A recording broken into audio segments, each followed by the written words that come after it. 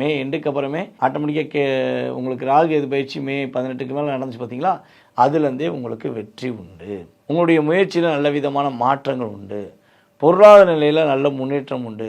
கடன் சுமை, கடன் பிரச்சனை, அந்த பிரச்சனை இந்த பிரச்சனை எல்லா பிரச்சனையிலேருந்து விடுகாலம் கிடைப்பதற்கான வாய்ப்பை உங்களுக்கு சனி பகவானும் கொடுக்காரு, குரு பகவானும் கொடுக்காரு, ராகு கேது பகவானும் கொடுக்க போகிறாங்க. திடீர் அதிர்ஷ்டம்.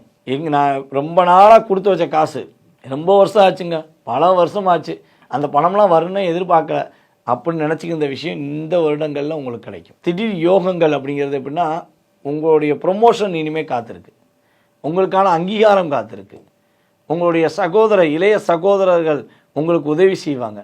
இவனால் உங்களை விட வயது குறைந்தவர்கள்லாம் உங்களையே வந்து பார்க்குறியா, வர்றியா, போட்டி போடுவோமா அப்படிலாம் சொன்னவங்க, ஐயா நான் மன்னிச்சுக்கோங்க, இனிமேல் நான் உங்கள்கிட்ட வம்பளுக்கலை, ஏன்னா உங்களுடைய திறமையும் உங்களுடைய தகுதியும் இனிமேல் நான் உணர்ந்துட்டேன், ஸோ உங்களுக்கான உதவியை நான் செய்கிறேன் அப்படின்னு சொல்லி இனிமேல் அவங்களும் உங்களுடன் வேலை பார்க்கும் சக பணியாளர்களாக இருந்தாலும் சரி, நண்பர்களாக இருந்தாலும் சரி, உங்களுக்கு உதவியாக இருப்பாங்க.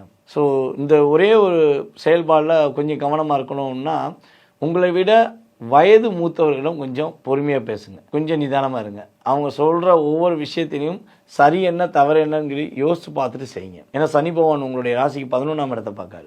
ஸோ கொஞ்சம் நிதானம் தேவை.